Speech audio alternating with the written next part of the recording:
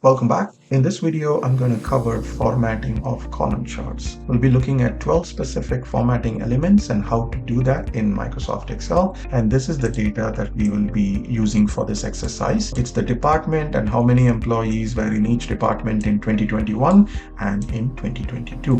Use this data and insert a column chart. This is what it'll appear, and that's what I have here as my starting point.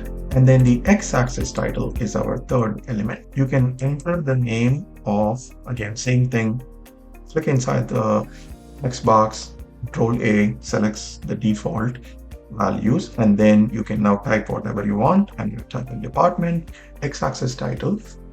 What you have to remember is if the information is already communicated in the title, for example, I have said this is comparison by department, and then somebody looks at it and says IT, sales, HR, they know it's department. So is this really needed? In this case, I would say no.